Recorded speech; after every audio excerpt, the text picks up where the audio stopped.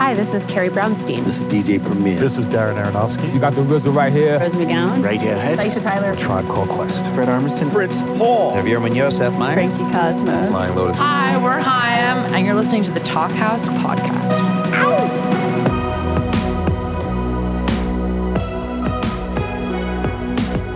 Hello and welcome to the Talkhouse Podcast. I'm Josh Modell.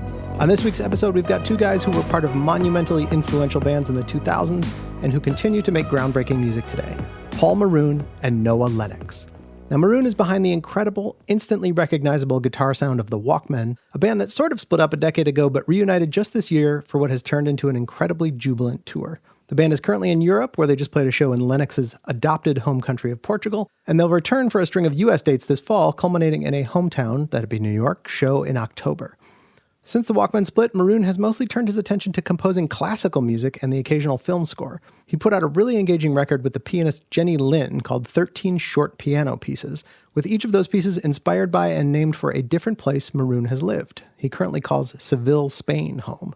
Check out a little bit of El Raval right here, and go to paulmaroon.co for info on his solo stuff, or thewalkman.com for tour dates.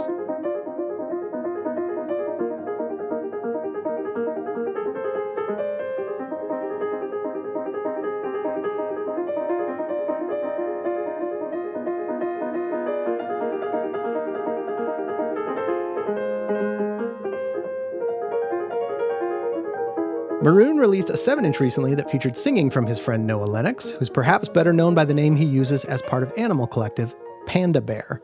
Lennox has been part of that massively influential experimental rock band for nearly 25 years, and he's released a ton of great music both with Animal Collective and as a solo artist. His latest release, though, is a collaboration with Pete Kember, also known as Sonic Boom. Kember was a member of Spacemen 3 way back when, and he's also released incredible music as Spectrum and EAR. He also earned his production stripes over the years, producing records for Beach House, MGMT, and Panda Bear. Last year, Kember and Lennox released a collaborative album they recorded during the pandemic called Reset, and they just followed it with a dub version of the album remixed by Adrian Sherwood called Reset in Dub. Check out a little bit of Getting to the Point from Reset.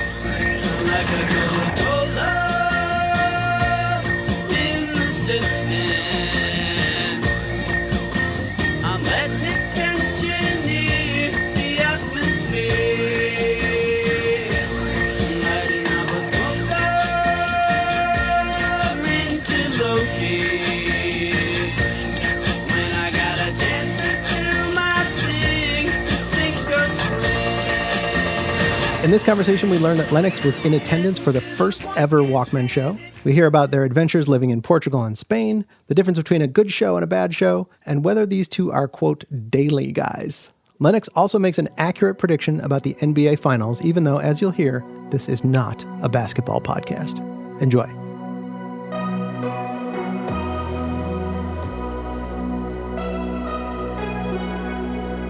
Do you still follow baseball? Kind of, not really. Yeah. A lot of people I know kind of still do the fantasy, and that's how they stay sort of like into it, but I don't do fantasy anymore. It's too frustrating. It's too occupying. I mean, it's just like, I was like, like 40% of what I was doing. Yeah.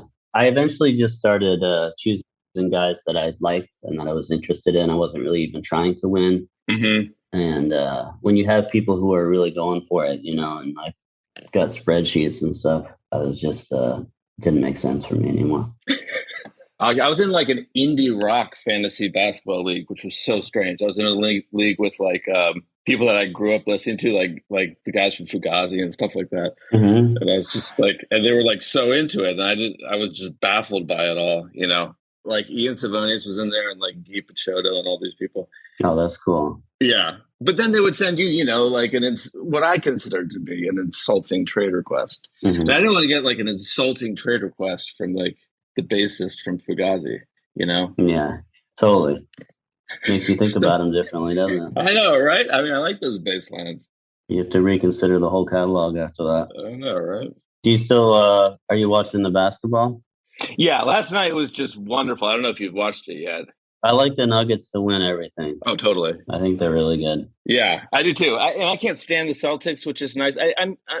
Are you serious? Fueled mostly by negativity. Why, you like the Celtics? I like to say I don't hate anything in the world, but I hate the Celtics. I'm not a Golden State fan, but when they beat Boston, I was so happy. Yeah, I know. Boston's But I found myself always rooting for Cavs versus always for LeBron for some reason. Yeah. And I recognize that he's really like super corny, but I always root for him. Always. I think he's great. I mean, he's been he's just had to do this since he was 17, 16. And he's been done with a fair amount of grace. When he gets up there and speaks, he speaks like, he's an engaging, extemporaneous speaker. I don't know how he does all this stuff. It's amazing to me. Yeah, he's kind of a goof, but I have the utmost respect for him. Sorry, this isn't a basketball podcast, but there aren't too many people around here that I can talk basketball with. So once I get a chance. So I'm curious about your work habits. Like, are you a daily guy? Are you a schedule guy? I was really on a run of being a daily guy for like kind of since the pandemic, really. Before that, it was a bit spotty, but in the pandemic, it was really like the only way that I could kind of get my mind off of everything that was happening outside. So I like really leaned into work super hard. So I was just kind of making stuff left and right. And I feel like there's still a backlog of stuff that hasn't come out that I've worked on the past couple of years, It's exciting. But recently, since doing like the reset touring, I've slowed down a bit. Sometimes I just feel like I'm not in the zone or something. And I feel like it's kind of, it seems kind of pointless at best, destructive at worst to really go at it, But my solution to that was usually if I would just go to the studio, and if I wasn't feeling like making a tune, I would just like work on study a piece of gear, or even just like listen to music sometimes would be, I just felt like as long as I'm doing something within the sort of sphere of where I want to go, it's all adding up to something on the other end. It's all going to be rewarding somehow. Is there a part of it that you love doing, and a part of it that you dread? Like I can't stand doing drums, for example. I hate recording drums. I hate trying to write drum parts, stuff like that. Is there a part of it that you don't like, part that you love? The part that I usually kind of fret about the most is probably the lyric writing. I can get really particular about using certain words, and I don't like kind of like a lot of vowel sounds. I just kind of, especially words that end in vowel sounds. Ending phrases with consonants can be sort of tricky for me for whatever reason. I get really particular about the rhythm of words and trying to find words that both have meaning for me and kind of hit the sort of emotional target that I'm going for, while also fitting into this kind of rhythmic blueprint. And then the vowels thing, it's just, I get really kind of finicky about it and in my head about it. But if I can zoom out a little bit, the writing and the producing is like by far my favorite part of the whole deal. And like, I feel like I do everything else so that I can keep doing that part of it. How do you define producing? What does that mean to you? Simply just the recording of the arrangement, the recording of the sounds, and putting it all together and seeing what works and what doesn't. And what about you? Are you a daily guy? You seem like a daily guy to me. I've been daily like my whole life. So yeah, I've been doing this. I don't even take weekends really off too much. I'll definitely do a couple hours on the weekend, and then I'll do all day during the week. And that's why I started writing classical music, because, the thought of not having that in my day when I'm like 75, I don't want to be, like going down to the basement, when I'm 75 years old and firing up all the amps. So I wanted to have something to write when I was, even older than I am now. It's an important part of like sort of what keeps me excited is working every day. What do you do when you find yourself in a place where you feel like it's not happening today? I found that when I was writing music for a band, it was exponentially more frustrating, because I really would have to come up with a piece of inspiration, if that makes any sense. It sounds so stupid now, but I'd have to come up with like a riff or a piano part or something like that. And so, you just bang your head against the wall, and you wake up at 3 a.m. You think you've thought of it, and you go downstairs and write it down. And then in the morning you realize it was no good at all. And that's what it was like being in a band. I don't feel that way anymore because classical music, I approach it like it's really sculpting. So I just get a bunch of notes down and then I edit for weeks and weeks and weeks. And so I can always do it. And I'm always, in some sense, making a progress, even when I'm like driving something into the ground. The other thing that's comforting about writing classical music is that it always gets better. Rock music doesn't always get better.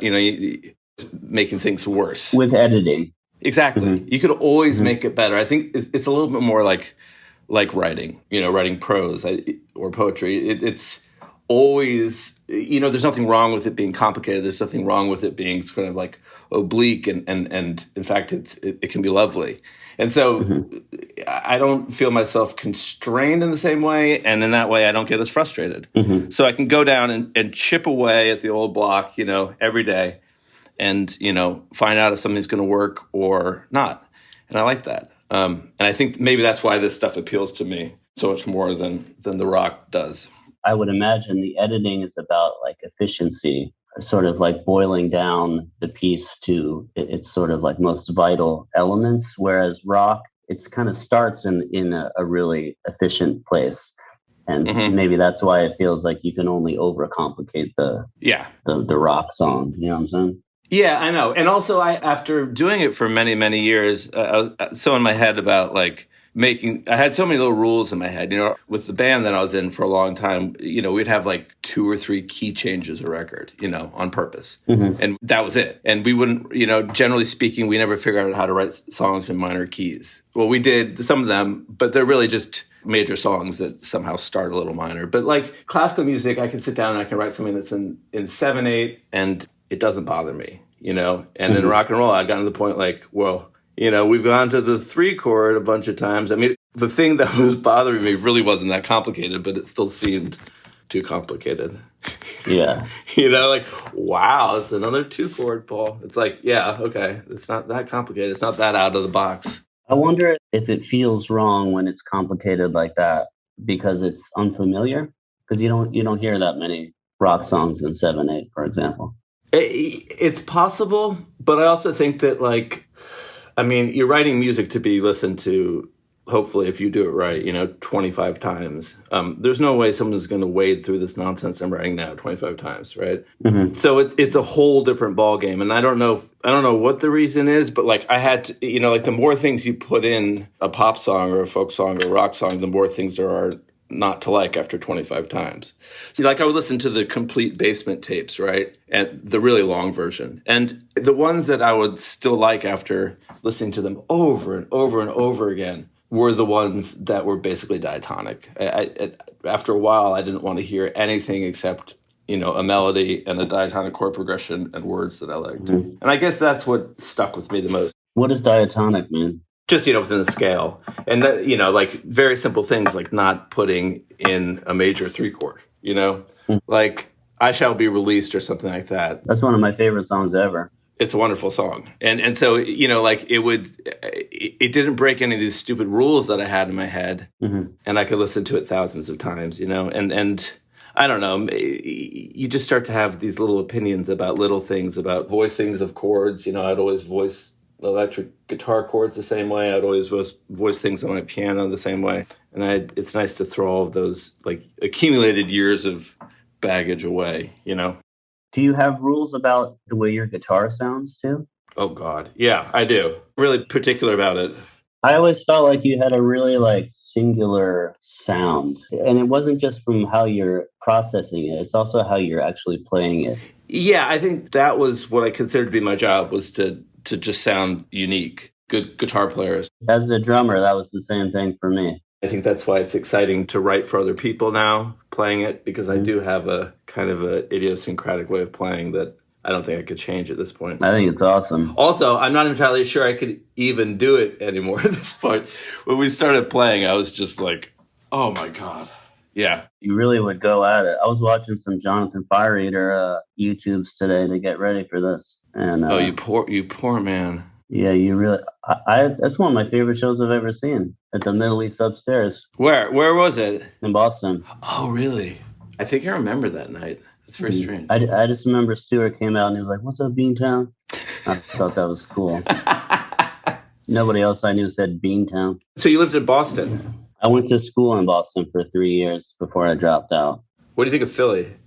Philly's okay. I feel like I just saw a side of Philly recently that I'd never seen before, and that made me like it because I hadn't had great times in Philly before that. Although we always had good shows in Philly. Uh-huh. Typically not great shows in Boston, and I just had a really lousy time in Boston. I don't mean to say the city's crap, but it's unfair, but most of the time I rate places based on how good the shows are. Oh, okay. Right. Not like having actual experiences there. So, So like Germany, always bad shows. UK, always bad shows. France, always good shows. We used to have such great shows in Portugal that we started to love it. You guys spent some time here, right?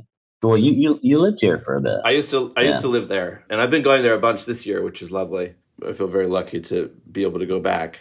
I love it. Are there places where you go on tour where you're like, I'd like to live there? There was before I moved here, yeah, right. A lot. But after living here, kind of nothing really gets me going like here. Mm-hmm. What about you? It seems like you lived all over the place. Yeah, my wife's a professor, so she's, it's kind of like itinerant labor, Mm-hmm. You have to like follow the crops. So we've been we've been to New Orleans and Philly and New York. We both grew up in D.C. We were in Lisbon for a while, and where else? We're in Baltimore and Seville. I mean, yeah, we have lived everywhere. What does she teach, if you don't mind me asking? She does Renaissance Spanish literature. Whoa. Yeah. Cool. Yeah, she's disappointed in my level of understanding of what she does, I think. Well, to be fair, that's probably a lot of people, right? Her dissertation ends with a dedication to me, who I think it says, who despite every possible opportunity has never read this. So that was a little needle, I thought. That's pretty funny. Good sense of humor. I wanted to live in New Orleans from touring there, and I wanted to live in Lisbon from touring there, and we were lucky enough to do both. They remind me of each other, actually. I'd say the city in the States most similar to Lisbon is New Orleans. Mm-hmm. Yeah. We live in Seville now, and Seville and New Orleans are, I feel like, even closer. I mean, well, there's the constant parades, and there's this sense that you've sort of walked into this. You know what it feels like? It feels like a play, and you've walked into it, and the play is like Seville, and you've walked into it, and it's happening. And then when you leave, it's going to keep going on. Yeah. And that's the same with New Orleans. The same way I felt down there. You've walked into this, everyone's acting out New Orleans, and then you'll leave, and they'll keep doing it until they sink. I dig that. But the streets are the same size, The parades are constantly popping out of it nowhere. It's very conservative. It's very religious. Mm-hmm. It's getting to get mauled by climate change. I don't know. There are a lot of similarities. I think they're both wonderful places. But I do think that Lisbon is probably the best place we've lived, I think. It's probably our favorite place. Did you guys all grow up in D.C. knowing each other? Yeah. So Walter, who's in the band, and I met in the 1970s, we realized yesterday. Wow. I know, right? And then Walter and Hamilton are first cousins, and they grew up across the street from each other. Oh, I can see that. I didn't know that. Yeah. Yeah, they do look a little similar. And then Matt and Walt and I have been in bands now for, 35 years, I guess. Wow. Since we were 13. That's awesome. Yeah, it's really something. It's a real family. Did you study music? I did, yeah. I did a lot of classical piano when I was growing up. Mm-hmm. And then I was able to do a little bit of rock and roll, but my mother, she didn't like it. She didn't want me to do it. Yeah. And I appreciate that about her. I really do, actually. So, yeah, I did, I did the whole circuit, like piano competitions and everything. Like, oh, wow. We'd go up to the Peabody, and I'd get my ass kicked in the Bartok competition every year. Mm-hmm. Was that stressful? No, it's not pleasurable. I didn't study like that, but I did study, and I would give, do the shows and whatnot, but never competitions. But the shows themselves, I would get massively nervous for, and kind of had to force myself out on stage. Mm-hmm. And 40 years later, it's still the same thing. I've learned how to forget the show's going to happen, and then it's like, I got to go on. And then I'll just kind of run up there and go. I have a lot of trouble talking to the audience because any sort of break in the stream of I'm doing this thing, I get really cagey and I just want to run off the stage. Oh, really? So, Well, I'll tell you what the ticket for us was. You just have to bomb a bunch and then you stop worrying about bombing, then you're fine. I'm not sure that's worked for me. But I'll keep bombing. Don't worry. Yeah, okay. I'll get there eventually. What instrument did you study? I was piano and cello when I was young. Oh, really? Do you still play the cello? Mm-hmm. Not in a long, long time. It's still one of my favorite sounds, though. It's a pretty sound, but I've been doing these string quartets for a while now, and it's the toughest instrument to write for. Is that because of where it's at in the sort of frequency? Yeah, you're committing. All of a sudden, you've committed to whatever harmony you're doing, and it better be good because the cello's on it. It's like the White Stripes, you can sort of get away with a little bit more if you don't have a bass going on, and it's honestly the same thing with the string quartet, at least I find. But it's a beautiful sound. Well, what's your favorite thing to write for? If drums is the worst, what's the best? The easiest is coming up with 2 violin and a cello part. I love writing for 2 violin and a viola part, I'm sorry. Mm-hmm. I love writing for the piano. I find writing like basic rock and roll with Hamilton to be fun. We've had a lot of good luck just putting out. I like the sort of initial idea, like the first moment of writing a song together is always the most exciting, I think. But in terms of instrumentation, 2 violins and a viola is really fun to write for. Mm-hmm. I'm not sure anyone wants to hear that stuff, but I like doing it. So, I think that's what's important. Yeah, I think it is too. The work has to be the reward.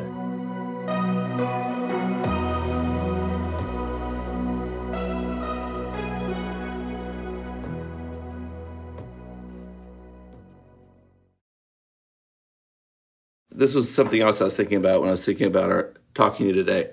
How well are you acquainted with like your opinions on what you've done? Are you able to rank what you've done in terms of whether you felt it was successful, whether or not you feel like it represents yourself the best or the worst? Yeah, I think I can do that over time. But what do you think the best thing you've ever done is?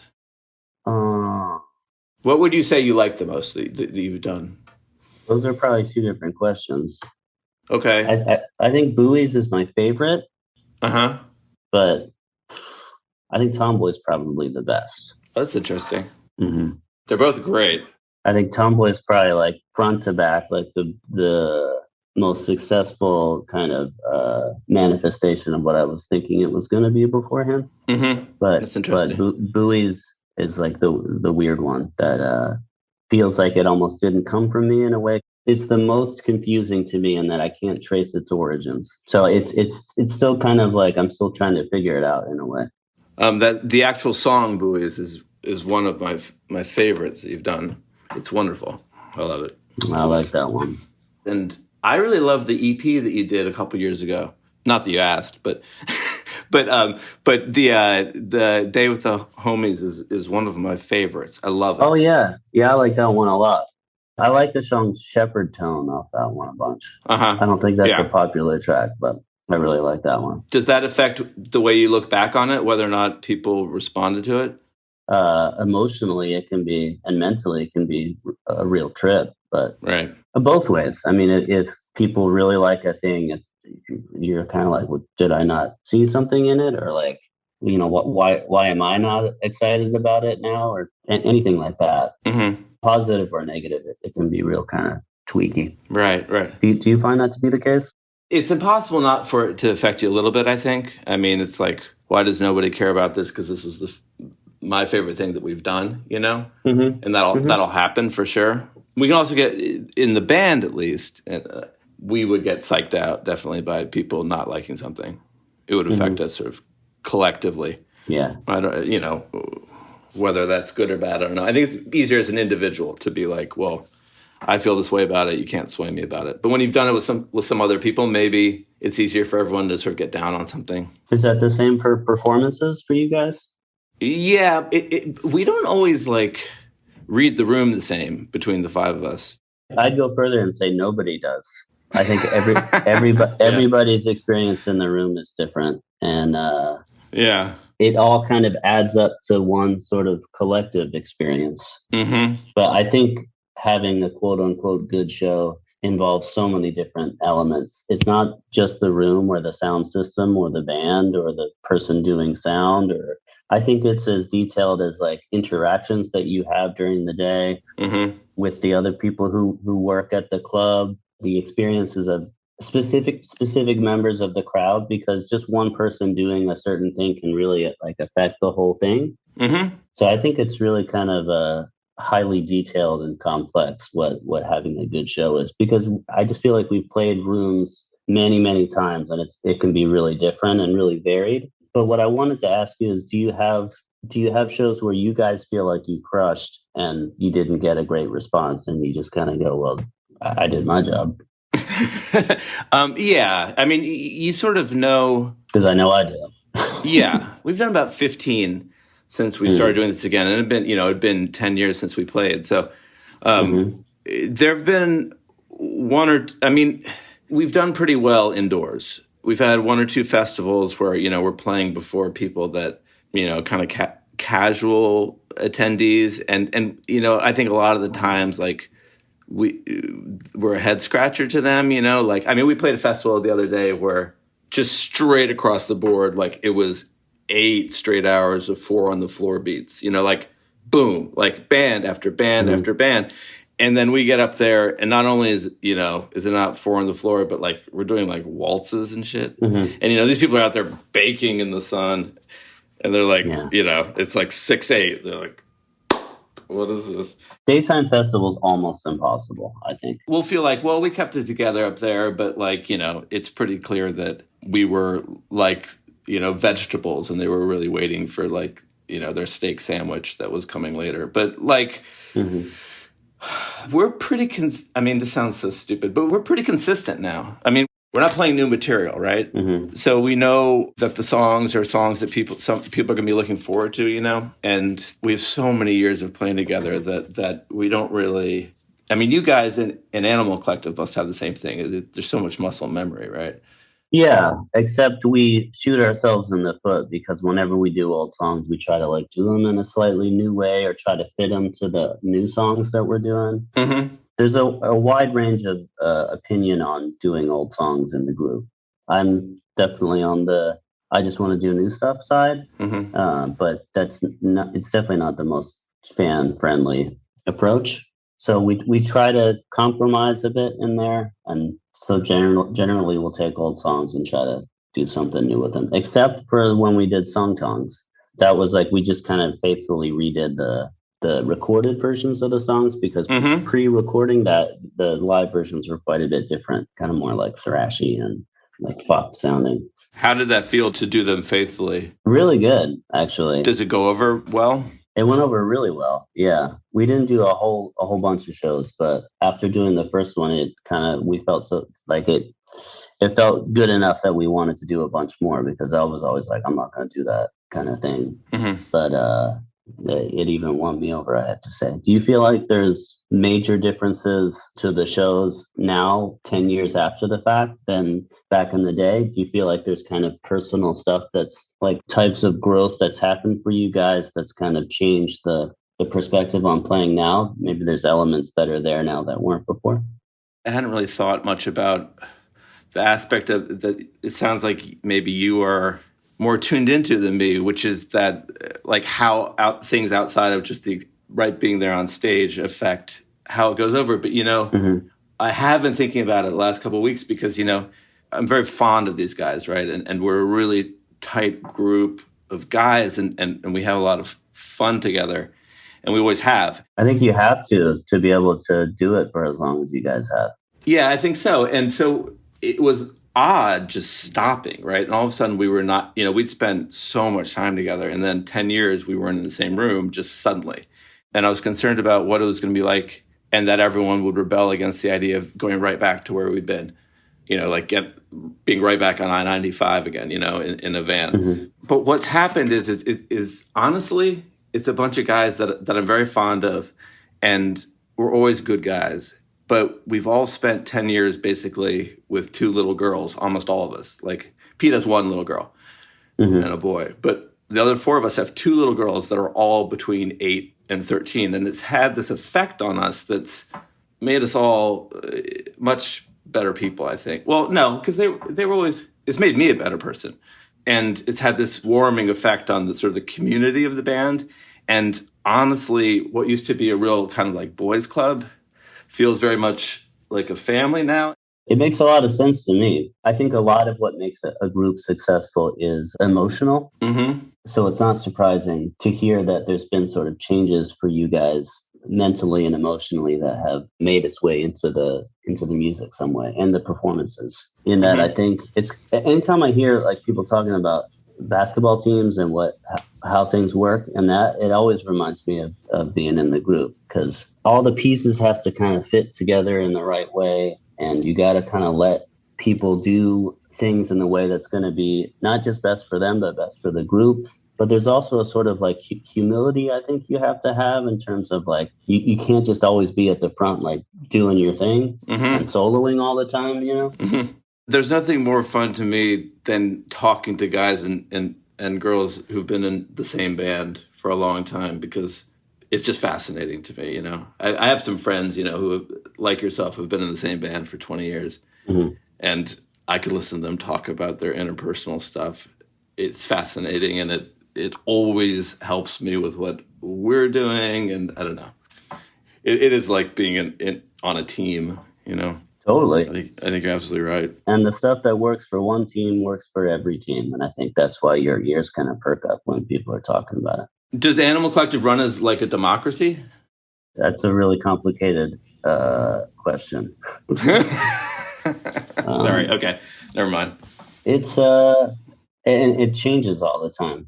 I mean, it is. It's not fair to say it isn't, but it's very complicated. And I mean, it's not like we're guys with like these competing egos or anything like that, but it's just sort of human sensitivity and wanting to like represent yourself in the group. Everybody wants to do that. Everybody wants to be happy, but everybody has a different idea of what the thing should be. And I think often like the stuff that comes out the best is when everybody's sort of pushing in the same direction, but you can't fake that. You know what I'm saying? Right. Yeah. Of course. It's not going to work if somebody's like, this is exactly what I think it should be too, you know? It's a lot of work keeping everyone rowing in the same direction sometimes. That's what I like to, anytime people would be like, what was the COVID situation like in Portugal? I'm like, I don't know if they made the most efficient decisions or like dealt with the thing in the best way, but everybody seemed to kind of push in the same direction. And I think that made it feel so much easier. I don't know if it was like the most efficient way, but talking to my friends back in the US and the way it was there, it just seems like it was much more difficult, I would say. Yeah. I see that collective will in Seville. I mean, people are more willing to conform to what, especially the kids' school. It's just like a totally different situation. And I can see how it would, in COVID, it would be helpful because like in Baltimore, it was, I don't know what was going on. My girls are so funny because they're anxious to get back to Baltimore because they miss their friends and stuff. And it's like, like, what do you miss? They're like, you know, Glen Burnie. Nice. Olney. You know, places that I don't think anyone's ever missed. White Marsh. Owings Mills. Yeah, White Marsh, Owings Mills. Timonium. Owings Mills Mall. That was a big one. I know, right? Yeah, there's a Best Buy and a Best Buy outlet in Timonium. So, you know, you've got it all. I know, right? Right across the street from each other. Oh, it's brutal. It's brutal, man. I mean, it's just charmless. You know, like sort of like low-level tile stores and stuff. Well, there's in strip malls. Got to be magic there somewhere. I know. I haven't found it. I think there is. I think there's magical preteen shopping to be had more than anything else. Where in Baltimore did you grow up? I grew up in Roland Park. Oh, okay. We lived in Roland Park for a year or two, actually. It's a nice neighborhood. It's a little fussy. Super nice. Yeah, very fussy. Yeah, very uptight in a way. But the trees and the aesthetics of it are very pleasant. But yeah, very stuffy people around there. Yeah, absolutely. And I don't know. There's a weird, and there's a little bit of a culture clash between the Roland Park Elementary kids that come in from all over the city and the private school kids around there. Yeah, Gilman. I mean, Baltimore is pretty broken. You know, it's rough. I agree. Yeah, it's not a happy place. People don't seem happy to me in Baltimore. No, I don't think they are. I don't think there's a lot of reason to be optimistic, unfortunately. That's a blanket statement. People are going to get mad at me for that. I love Baltimore, and it's a fantastic place, but there's just always this, I'm not sure how to put it. I always felt like people were not pushing in the same direction. I haven't lived there since I was 14, so it's like right 80 years ago. My mother still lives in D.C., so like we'll go, it'll be a 45-minute drive, maybe a 50-minute drive. And the fact that these two places are on the same planet even is just bizarre to me. Yeah, there's just a kind of cognitive dissonance to it that. It's crazy. It doesn't. If it was music, it would be very not harmonious. Not a lot of harmony. Not a lot of harmony in Baltimore. No, not a city of harmony yet. I have to go to the sound check pretty soon, but I just wanted to ask a few things about the record. So Reset to me sounds like it was almost a pleasure to make. It doesn't sound to me like the result of a struggle.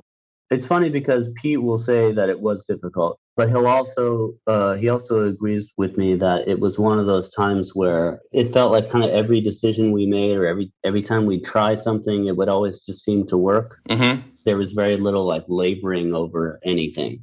His take on it is that it was difficult because of everything else that was going on. But to me, it was like the oasis in the desert. It's like making that thing was like, I only have good feelings about it, and thinking about making it, I don't think of what was happening outside. I just think of like how fun it was making the stuff. Mm-hmm. I think because it was so dark outside, I felt uninhibited in a way. Like I feel like there's stuff on there now that I'll listen to and be like, I'm not sure I would make that now. Or like I would probably second guess myself out of doing that. But at the time I was like, I may be dead in a couple weeks. Right. So I was kind of just like really letting it fly in ways that I might not otherwise. But I thought it was super fun to make. Right. What was the first song you guys did? Danger is like the first thing I remember making and the first thing I remember sending to him. But he says it's the first song, Getting to the Point.